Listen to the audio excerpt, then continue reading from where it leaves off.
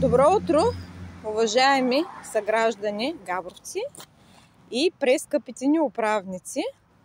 Днес искам да ви направя свидетели на едно прекрасно изживяване. Ще се доберем по една много така поддържана улица. Започваме от самото и начало. Правим втори опит с клипа, защото не съм много добра, за което ще ме извините. Ето я първата дупка, уникална е, минават коли.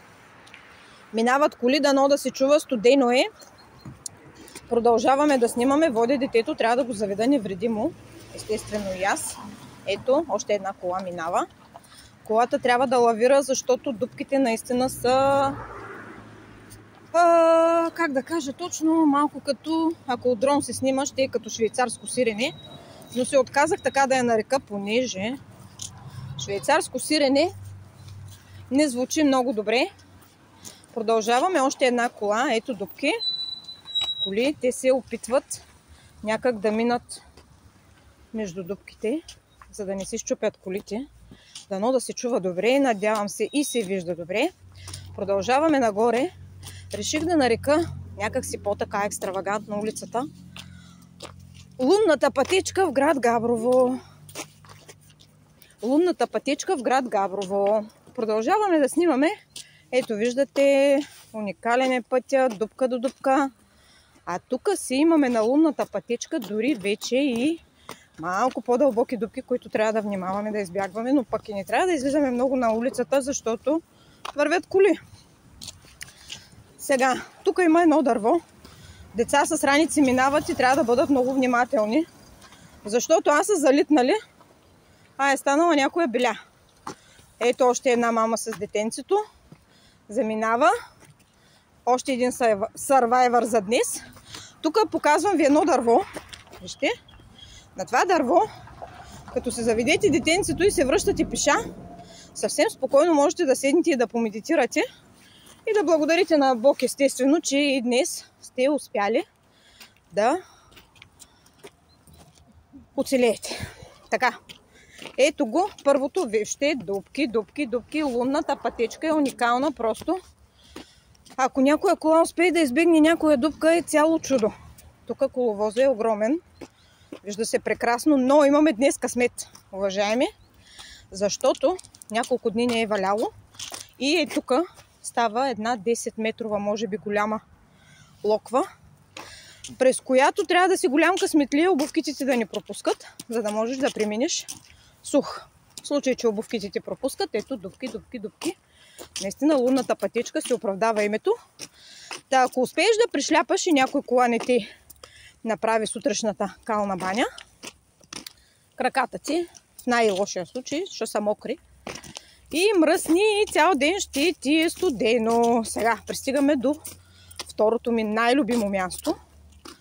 Тук, вижте, уникално е. Няма коли, но ние все пак ще снимаме. Ето идва отгоре кола. Добре, че е само една. Няма да влизаме много навътре. Вижте, пейзажът е просто уникален. И госпожа Христова така и така ходи до Китай. Вижте каква голяма хубава дупчица. Тук и рибки може да се гледат. Няма да ви направя днеска съпричастни с голямата локва. Но и това е достатъчно.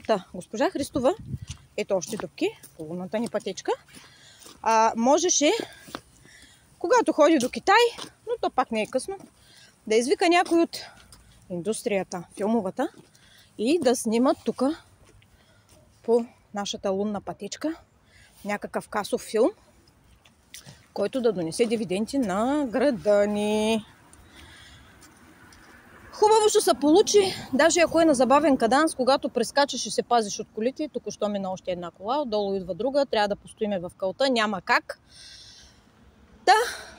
Ако се снима тук филмче, съвсем спокойно, на забавен каданс, детето, което скача в кълта, ще изглежда точно като космонавта от клипчетата, които сме свикнали да виждаме, които не се пускат по интернет. Слизаме пак на улицата, но внимаваме, защото е опасно. Идва кола. Хайде пак в кълта, няма как. Съжалявам малчо, пак ще сме в кълта. Мина колата, излизаме пак. Слава Богу, днеска е по-сухо, защото, вижте, трябва да си пазим обувчиците. Понеже уважаваме труда на госпожите чистачки в училището, ето вижте, прекрасен е пътя, дупка до дупка. Оправдава си името лунната пътечка. Трябва да пазим обувките чисти, за да не правим много кал в училище. Продължаваме. Ето, виждате, дупки. Днес имаме късмет, защото 2 коли не са се разминали. Иначе трябва доста навътре да се влиза в кълта. Хубаво е, че е сухо 2-3 дни. Сега ще видите тук пак още една локва. И ако не си достатъчно бърз или някоя от мамите бърза сутрин, може съвсем спокойно да плеснеш като малаче, понеже не сме юрдици, не можем да плуваме в тази прекрасна дупка, примерно. Но трябва да внимаваме. Не бързаме много. Ето още дупки, защото вървят деца и след нас. В индианска нишка сме. Не можем да се отпускаме много на пътя, няма място. Още дупки. Някой, ако не е разбрал, намираме се на лунната пътечка в град Габрово. Улицата, която тръгва от булевар 3 март, под колодрума и стига до 6-то. Наближаваме училището, но ако си мислите, че нещата ще станат по-добри, не стават по-добри. Улицата става още по-красива от към дупки, още по-кално и трябва наистина да постоиме още малко в кълта. Идва кола и още една. Изчакваме ги да минат. Още една. Наистина трябва да си сървайвър сутрин, за да оцелееш с детето. Но почти стигаме. Има още около 100 метра. Преживяването е уникално. Работят ти всички сетива на макс.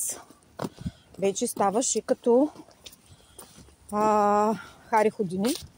Трябва да избягваш дупките, ямите, водата, кълта и да се пазиш и от колите, защото те също трябва да заведат дечицата си на училище. Ето, пътя става още по-красив.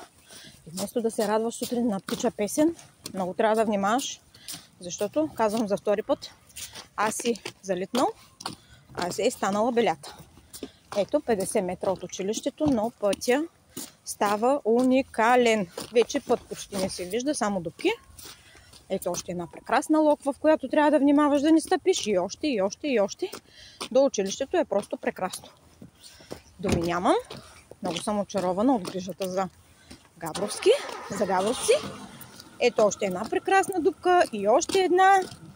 Колите тук на Габровци, да ви кажа, ако някой реши да си купува кола, наистина са много издържливи.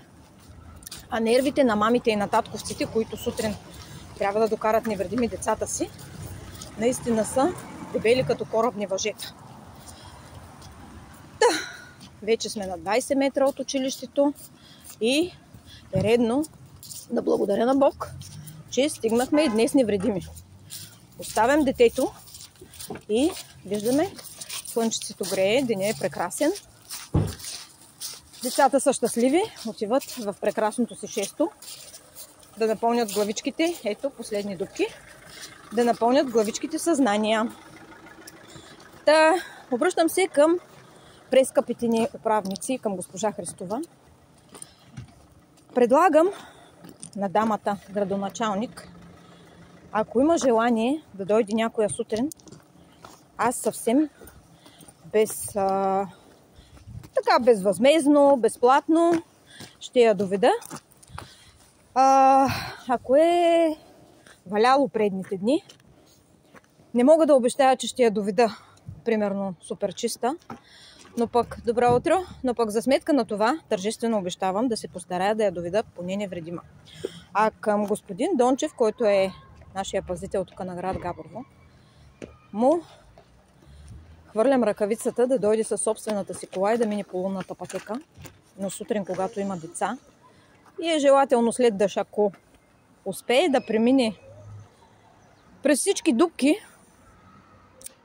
и да запази и децата, да не застрашава живота им, директно го правим почетен член на групата на сървайвърци в град Габрово. Общината и кметството не могат да осигурят амфибии за всички родители, които карат децата си, Не могат да ни осигурят и учители да научим децата си да левитират или пък да им предложим водни ски, защото и това не могат да карат. Та редно е с всичките ни данъци и такси, които плащаме за прекрасния ни град, все пак нещо хубаво да се направи, за да живеем в един по-чист, по-подреден и по-безопасен град, както за нас, така и за децата ни. Надявам се в най-скоро време да се реагира, за да може наистина децата да пристигат до училище в безопасност. Пожелавам на всички габровци един много слънчев, много прекрасен и хубав ден. Наистина и ние, и децата ни заслужаваме да живеем в подреден, красив град и да сме в безопасност заедно с децата ни. Благодаря ви за вниманието. Пожелавам ви прекрасен ден.